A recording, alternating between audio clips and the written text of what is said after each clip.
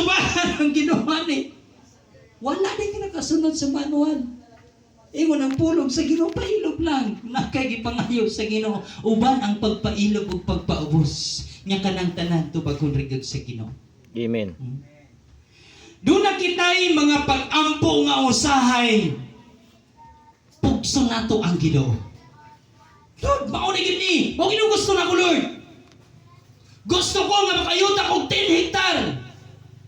Hatag yun sa kuha, Lord. Wala akong plano. Pugso nato ang Ginoo. Ang problema, moabot na lang ang panahon nga magidiskurahe na ka, madiscourage na ka sa imong pagtuo, sa imong pag-alagad sa Ginoo, sa imong pagsimba.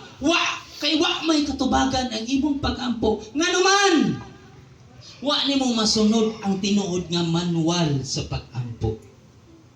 Ang atong mga pag-ampo sa Ginoo nga adunay katubagan, nag-agad di siya sa kabubuton sa Ginoo.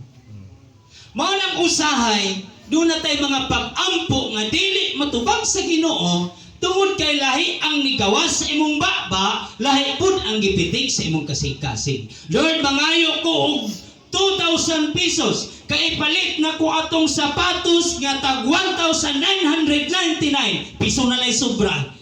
Mao tigid pangayo nimo sa Ginoo. Gusto gyud nako to, Lord, kay nindot kaayo akong mga amigo, kay nindot kay sila mga sapatos, mga mahalon kaayo.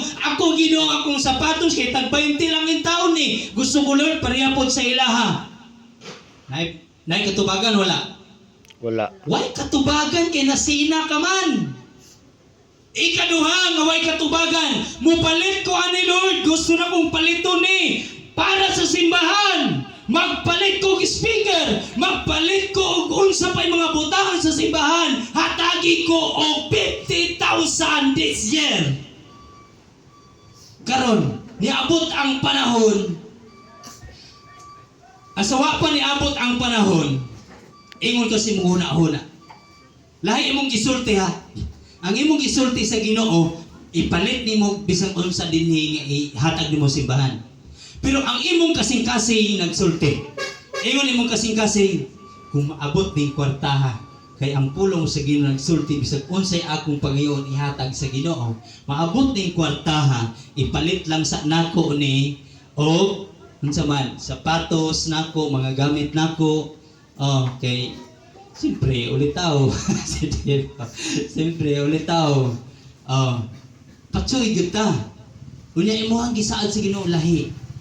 Sumatingala na lang ka, moabot ng tuiga, mahuman na lang, wala pa man ang imong gipangayong 50,000. Nga naman, lahi man ang imong gisulti, lahi pud ang motibo sa imong kasing-kasing.